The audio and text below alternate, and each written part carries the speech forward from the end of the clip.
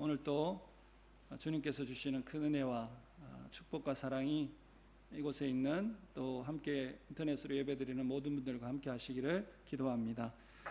환절기에도 건강하시고 또 코로나도 걸리지 않고 안전하게 또 이 가을을 잘 보내시기를 또한 축복합니다. 긴급 사태 선언이 원래 오늘까지였다가 다시 30일까지 연기되었다는 뉴스를 듣게 됩니다. 이제는 긴급 사태라고 해도 많은 사람들이 일상처럼 느끼고 있는 것 같습니다. 그렇기 때문에 더 조심해야 되지 않나 그런 생각도 하게 됩니다. 코로나 바이러스가 처음 시작되었을 때 많은 사람들이 당황했습니다. 아니, 전 세계가 당황했습니다.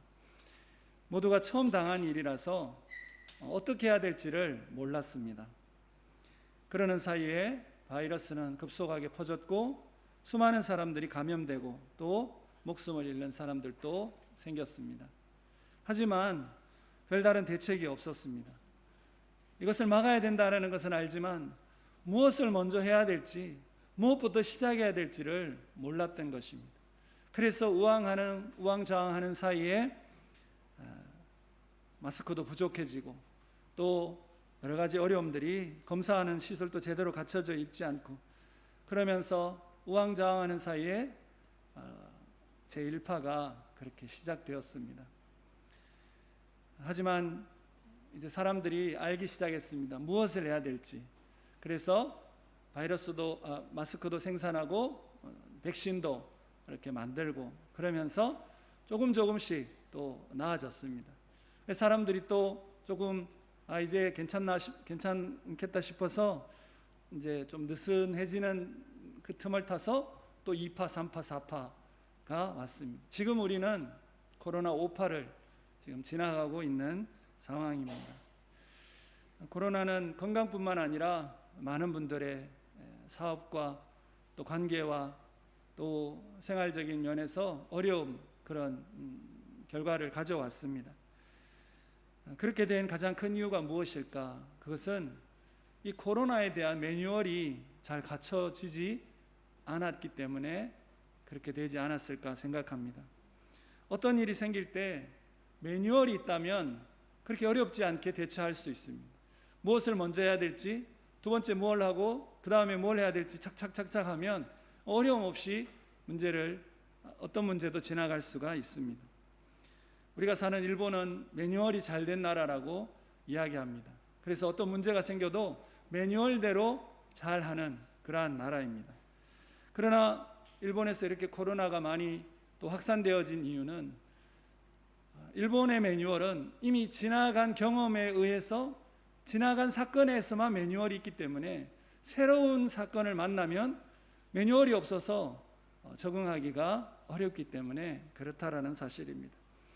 그래서 이 매뉴얼이라고 하는 것은 지금까지 경험한 것들도 이 매뉴얼이 필요하지만 앞으로 우리에게 당할 일들이 어떤 일이라도 무슨 문제를 만났을 때 가장 먼저 해야 될 일이 무엇인지에 대한 매뉴얼도 나와야 되지 않을까 그렇게 생각합니다. 왜냐하면 어떤 문제가 생겼을 때 첫 번째로 해야 되는 일이 가장 중요하기 때문에 그렇습니다. 그 첫 번째 단추를 잘 풀면 그 다음에 모든 것이 순조롭게 될 수 있다라는 사실이죠. 이것은 우리의 모든, 코로나뿐만 아니라 모든 삶의 현장에서도 동일하다고 생각합니다. 우리 앞에 어떠한 어려운 일이 놓였을 때 그 어려운 것을 해결할 수 있는 그 첫 번째 해야 될 일이 무엇인가? 그것이 바로 어려운 것입니다. 아무 것이나 해서는 안 되고 분명 첫 번째로 해야 될 중요한 일이 있습니다. 그래서 우리는 우선순위라는 그러한 말도 사용하게 됩니다. 오늘 성경 말씀에는 우리가 우리의 삶의 현장에서 특별히 환난 가운데서 해야 될 첫 번째 것, 그것이 기록되어 있습니다. 에베소 교회가 어려운 영적 상황에 놓여 있었습니다. 디모데가 그 문제를 해결하라고 하나님께서 디모데를 보내시며 바울이 디모데를 파송합니다.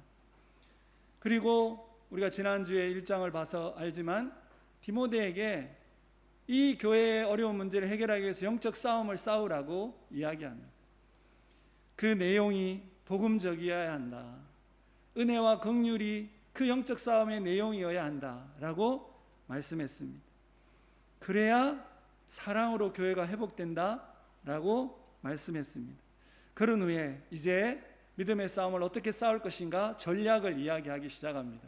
그러면서 그 첫 번째로 해야 될, 우리가 이 땅에 살아가는 모든 영적 싸움에서, 모든 일상에서 첫 번째로 해야 될 것이 무엇인지, 그것을 오늘 성경이 우리에게 말해주고 있습니다. 1절 말씀을 우리 같이 한번 읽어보겠습니다. 시작. 그러므로 내가 첫째로 권하노니 모든 사람을 위하여 간구와 기도와 도구와 감사를 하되. 믿음의 선한 싸움의 첫 번째 전략은 바로 기도입니다. 바울은 성도들이, 그리고 영적 지도자가 거룩한 하나님의 공동체를 지키기 위해서 믿음의 선한 싸움을 할 때 가장 먼저 해야 될 전략이 기도라고 말하고 있습니다. 그리고 이 기도가 무엇인지에 대해서 말합니다. 우리가 기도라고 하면 그냥 부르짖는 그 기도, 그 한 가지만이 아니라 이것이 전략이기 때문에 기도가 전방위적으로 기도가 이루어져야 된다라고 하는 것을 말하고 있습니다. 그래서 기도를 4가지의 단어로 바울이 계속해서 강조하고 있는 것을 우리가 봅니다. 바울이 말한 첫 번째 전략, 기도는 어떤 것일까요? 첫 번째는 간구라고 이야기합니다. 이 간구라는 것은 본능적인 기도입니다. 그냥 어려움이 생길 때 마치 우리가 탄식하듯이 그렇게 하는 기도. 어려움이 생길 때 이 문제를 솔직하게 그 상황 자체를 그대로 아뢰고 부르짖는 그것이 간구라고 하는 것입니다. 그리고 두 번째가 기도입니다. 이 기도는 우리가 알고 있는 그 기도를 말합니다.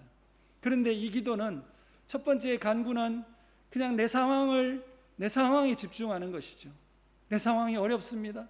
내 상황이 너무 괴롭습니다. 힘듭니다. 우리의 상황을 풀어주십시오. 우리의 상황에 대한 이야기를 하는 것입니다.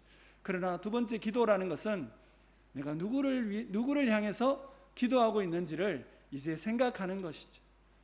나의 기도를 누가 들으시는가? 내가 누구에게 기도하는가? 하나님 앞에 기도하는 것입니다. 우리는 우리 안에 당한 문제들을, 어려움들이 당했을 때 누구를 원망하고 불평하고 할 수 있습니다. 그러나 가장 먼저 기도하라고 하는 것은 누군가를 보기 전에 우리의 상황을 가장 먼저 하나님께 아뢰는 것, 그것이 중요하다, 이렇게 오늘 말씀하고 있습니다. 하나님을 생각하며 우리의 모든 시선과 생각을 하나님께 집중하는 것, 그것이 바로 기도인 것입니다. 세 번째는 도고입니다. 도고라는 것은 중보기도입니다. 이제 내 상황과 하나님을 생각하고 나서 그 다음 어떻게 해야 되는가? 이제 나만 위해서 기도하는 것이 아니라 이제 주변을 돌아보라. 그래서 기도가 필요한 사람들, 나의 상황과 내 자신만을 위해 기도하는 것이 아니라 나 외에 다른 사람들을 위해서 기도하라라는 것, 그것이 바로 우리 주변과 공동체를 위해 기도하라라고 하는 것이 도고라는 것이죠. 그리고 마지막은 감사입니다. 감사를 여러분들이 잘 아시죠. 근데 모든 간구와 기도와 도고에 같이 들어가는 것은 감사입니다.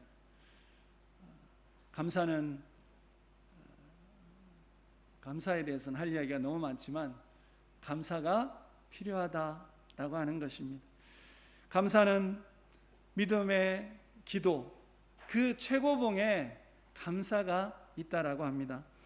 기도할 수 있는 것 자체가 감사하고, 내 기도를 들으시는 하나님 계신 것이 감사하고, 그리고 내 기도를 들으시는 하나님을 믿는 그 믿음이 있음에 감사하는 그 감사가 바로 시작과 끝에 감사가 있다라고 하는 것입니다.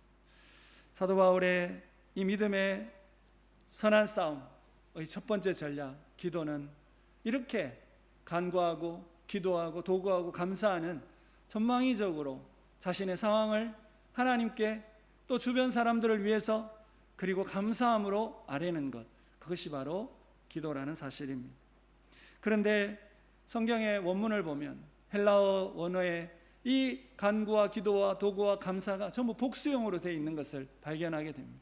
그 말은 이것이 한 번 아뢰는 것이 아니라 우리의 일상이 되어야 한다. 우리의 전략이 첫 번째 전략이지만 한 번으로 그치는 것이 아니라 이것이 선한 싸움의 시작과 끝의 모든 것이 이 계속해서 이루어져야 될 것이 바로 기도다라고 하는 것을 오늘 성경은 우리에게 말해주고 있습니다. 우리는 무슨 일을 만나거나 새로운 일을 시작할 때 기도를 가장 먼저 해야 합니다. 기도를 잊지 않아야 합니다. 그것이 바로 가장 중요하기 때문에 그렇습니다. 예수님도 그 삶을 사셨고 그것을 우리에게 보여주셨습니다. 마가복음 1장 35절 말씀입니다. 새벽 아직도 밝기 전에 예수께서 일어나 나가 한적한 곳으로 가사 거기서 기도하시더니 라고 했습니다. 우리는 지난 1장의 말씀을 통해서 선한 싸움을 싸우신 분이 예수님이시다, 우리를 위해서 싸우신 분이 예수님이시다, 인간의 몸으로 오시고 또 인간에 위해서 그 방해하는 사람들을 다 물리치고 십자가에서 우리를 위해 그 십자가에서 돌아가시는 그 싸움을 싸우신 분이 주님이시다라는 것을 나누었습니다. 예수님은 이 땅에 오셔서 하루하루가 예수님의 그 사명을 이루지 못하게 하는 영적 싸움의 늘 연속이었습니다. 예수님의 하루하루 영적 싸움에서 아직 가본 적이 없는 그 하루하루에, 살아본 적이 없는 그 믿음의 선한 싸움에 예수님께서 가장 먼저 하신 것은 바로 기도함으로 시작하셨다라고 하는 것입니다. 새벽날이 밝기 전에 한적한 곳에 가서 기도로 그 하루를 시작하셨다라고 하는 것이 예수님이 마지막까지 승리하실 수 있었던 비결이었다라는 것을 우리는 보게 됩니다. 우리 또한 예수님의 본을 받아서 또 말씀이 우리에게 말씀하시는 대로 기도로 가장 먼저 믿음의 선한 싸움을 시작하시고 하루하루를 기도로 시작하시는 여러분들이 되시기를 주님의 이름으로 부탁합니다. 계속해서 기도에 대해서 오늘 성경이 말씀하고 있습니다. 바울은 기도를 간구와 기도와 도구와 감사 이렇게 네 가지로 중복하면서 반복하고 강조하고 있는 것을 봅니다. 그런데 오늘 본문을 보니까 계속해서 반복되고 있는 또 다른 단어가 있는 것을 발견하게 됩니다. 오늘 본문에서 가장 많이 반복되고 있는 단어가 무엇일까요? 그것은 바로 모든 사람을 위하여 라고 하는 말입니다.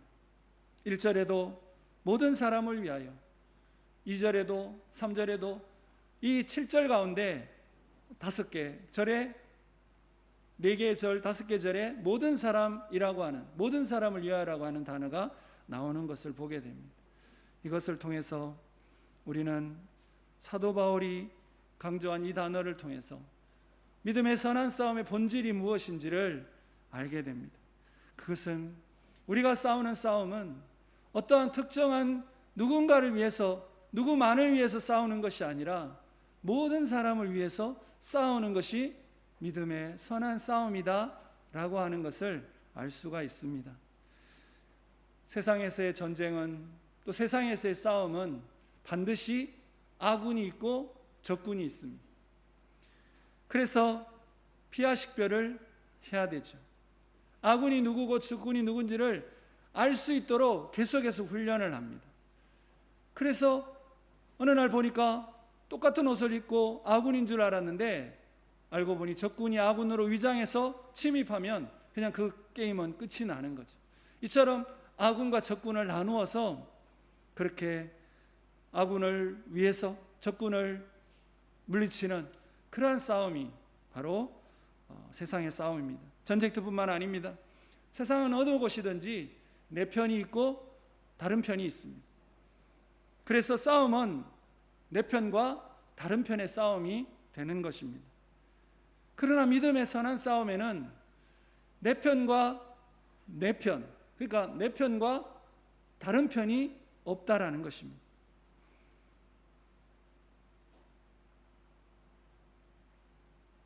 믿음의 선한 싸움은 모든 사람을 위해서 싸우라는 것입니다. 물론 믿음의 선한 싸움에도 적이 있습니다. 그러나 그 적이 사람이 아니라는 거예요. 왜냐하면 우리가 싸우는 싸움은 육체적인 싸움이 아니라 영적인 싸움이기 때문에 그렇습니다. 우리의 적은 악한 사탄의 세력이고 또 악한 영과의 전쟁이지 누군가 사람과의 전쟁이 아니라는 것입니다. 그러기에 첫 번째 전략이 기도라는 것이 정답인 것이죠. 우리가 싸우는 싸움이 사람과 싸우는 싸움이면 기도가 필요하지 않고 우리의 육체적인 힘을 기르고 우리의 무기를 갈고 닦고 어떻게 하면 될 수 있는가를 생각할 것입니다. 그러나 성경에서 가장 먼저 필요한 것이 기도라고 말할 때 우리의 싸움의 본질이 사람과 사람의 싸움이 아니라 하나님과 사탄의 이 영적인 싸움이고, 우리는 하나님 편에 속해서 하나님이 원하시는 대로, 하나님이 이끄시는 대로 그 편에 서서 싸우는 것, 그 싸움은 모든 사람을 위하여 싸우는 것이다 라고 하는 것입니다. 믿음의 선한 싸움, 사람들끼리 편을 나누지 않고 모두가 잘 되는 그것을 위해서 싸우는 그 싸움이다 라고 하는 것입니다. 기도하는 것, 그래서 믿음의 본질, 싸움의 본질을 알게 되면 기도가 가장 중요하다라는 것도 알게 되는 것입니다. 예수님께서도 이렇게 말씀하셨습니다. 마태복음 5장 43절 44절에 또 내 이웃을 사랑하고 내 원수를 미워하라 하였다는 것을 너희가 들었으나 나는 너희에게 이르노니 너희 원수를 사랑하며 너희를 박해하는 자들을 위해 기도하라, 이렇게 말씀하십니다. 그리고 그 다음 말씀에 이것이 하늘에 계신 아버지의 아들이 되는 것이며 하늘 아버지와 같이 행하는 것이다 라고 말씀하고 있습니다. 하나님께서는 사람을 나누지 않으셨습니다. 하나님은 모든 사람을 위하셨습니다. 모든 사람을 위해서 이 땅에 오셨습니다. 모든 사람을 위해 십자가에 못 박히시고 모든 사람을 위해서 기도하셨습니다. 그것을 오늘 본문 4절에서 이렇게 말합니다. 같이 한번 읽어보겠습니다. 하나님은 모든 사람이 구원을 받으며 진리를 아는 데 이르기를 원하시느니라. 하나님의 구원의 대상은 모든 사람입니다. 하나님의 사랑의 대상도 모든 사람인 것이죠. 그처럼 우리의 기도도 모든 사람을 위하여 하라라고 하는 것입니다. 그런데 여러분, 어떠한가요? 모든 사람을 위해 기도하는 것, 그것이 가능한가요? 어떻게 해야 모든 사람을 위해 기도할 수 있을까요? 쉬운 일이 아니죠. 그런데 사도 바울이 그래서 모든 사람을 위해 기도할 수 있는 한 가지의 기도를 또 디모데에게 가르쳐 주었습니다. 바로 2절입니다. 같이 한번 읽어보겠습니다. 임금들과 높은 지위에 있는 모든 사람을 위하여 하라. 이는 우리가 모든 경건과 단정함으로 고요하고 평안한 생활을 하려 함이라 라고 말씀하십니다. 모든 사람을 위해 기도하는 방법이 있다. 그것은 한 예인 거죠. 한 예. 임금과 높은 지위에 있는 사람을 위해 기도하라 라고 하는 것입니다. 그런데 세상을 좀 이렇게 살면 살수록 이 젊을 때는 이 말이 좀 거부감이 있었습니다. 그런데 세상을 살면 살수록 이것이 더 크게 느껴집니다. 왜냐하면 한 나라의 지도자가 얼마나 중요한지를 갈수록 더 실감하기 때문에 그렇습니다. 우리는 하나님의 백성이기에 하나님이 우리의 왕이심을 고백합니다. 그리고 그분의 은혜와 긍휼, 사랑을 받으면서 평안을 누립니다. 그리고 하나님의 말씀을 따르고 순종하면서 살아가게 됩니다. 우리는 하나님의 백성인 것이죠. 그런데 우리가 또한 이 땅에서 정해진 시간을 살아가는 이 땅의 시민이고 이 땅의 국민이고 이 땅의 이 지구의 한 일원으로 살아간다라고 하는 것입니다. 누구나 이 땅에 태어나고 각자 속한 나라에서 살아가게 됩니다. 그런데 그 나라가 어떤 나라이냐, 그리고 그 나라의 지도자가 어떤 사람이냐 하는 것은 중요합니다. 왜냐하면 한 나라의 지도자나 권위자의 힘이 크고 그 영향력으로 모든 사람들의 삶이 달라지기 때문에 그렇습니다. 그래서 하나님께서는 임금들과 높은 지위에 있는 모든 사람을 위하여 기도하라고 말씀하고 계십니다. 우리는 그 지도자를 좋아할 수도 있고 또 마음에 들어할 수도 있습니다. 때론 그 지도자가 우리 마음에 들지 않고 그들이 싫을 수도 있습니다. 그런데 그런 것과 상관없이 임금들과 높은 지위에 있는 모든 사람을 위해 기도하라고 말씀하십니다.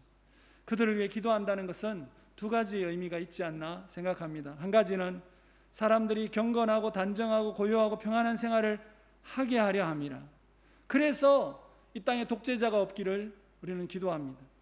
그들의 마음이 바뀌어서 자신만을 위하지 않고 백성들을 위해 헌신하는 그러한 지도자가 되기를, 그리고 희생하고 또 백성들을 위해 살아가는 그러한 임금들, 높은 지휘자들이 되기를 기도하는 것이죠. 모든 사람들을 위해서 그렇게 기도합니다.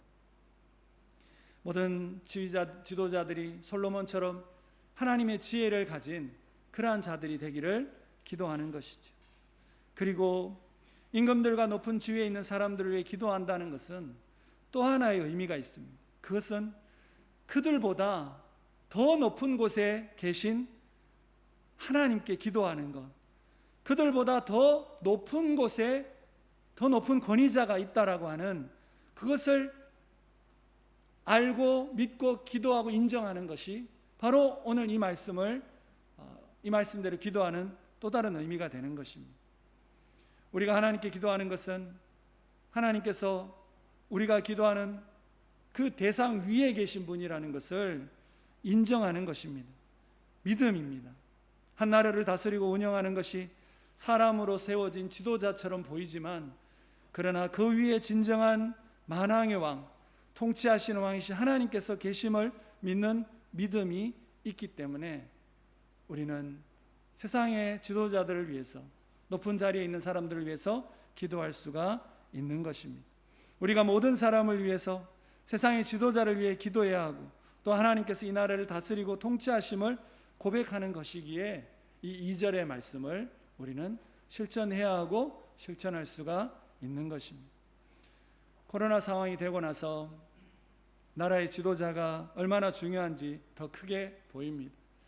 대책을 잘하고 국민들을 위하고 또 지혜롭게 이 팬데믹 상황을 잘 대처해가는 지도자가 있는 나라가 있고, 이러한 상황 속에서도 여전히 자신의 배만 불리려고 하고 어떻게 하면 자신의 권력을 더 쌓으려고 이러한 상황들을 이용하려고 하는 그러한 지도자가 있는 나라도 눈으로 보면 보입니다. 그렇기 때문에 모든 국민들을 위해 우리는 그들이 고요하고 평안한 생활을 하기 위해 기도해야 하는 것입니다. 우리가 생각할 때 그 지도자가 너무 답답할 때가 있습니다. 어떤 지도자를 보면 정말 한 대 때려주고 싶은 지도자도 있습니다. 그런데 그 모든 지도자들이 잘해야 모든 백성들이 평안하게 살아가는 거잖아. 그죠? 우리는 한국의 대통령과 행정부, 입법부, 사법부의 지도자들을 위해 기도해야 합니다. 우리가 살고 있는 일본의 수상과 또 정부 강요들을 위해서 기도해야 합니다. 여러분들이 속한 지자체장을 위해서 기도해야 합니다. 여러분 속한 지자체장의 이름을 혹시 아시나요? 구청장의 이름을 아시고 시장의 이름을 아시나요? 우리가 기도해야 하는 것입니다. 왜냐하면 우리가 속한 그 지역의 모든 사람들이 우리의 믿음의 또 복음의 대상이고 하나님께서 그들 모두를 사랑하고 계시기 때문에 그 백성들을 위한다면, 그 백성들 모든 사람들을 위한다면 현재 그 지역의 높은 자리에 있는 사람들을 위해서 기도해야 된다라고 하는 것입니다.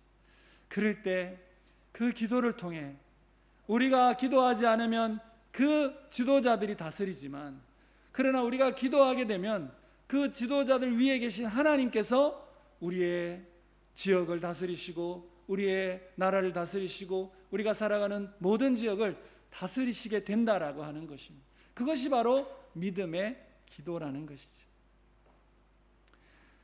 자, 이제 우리가 기도가 가장 먼저 기도해야 되는 것도 알고, 우리가 우리의 모든 사람을 위해 기도해야 되는 것도 알았습니다. 그러면 이제 기도할 때 우리는 어떤 모습으로, 어떤 마음으로 기도해야 되는가, 그것도 오늘 말씀이 우리에게 말씀해 주고 있습니다.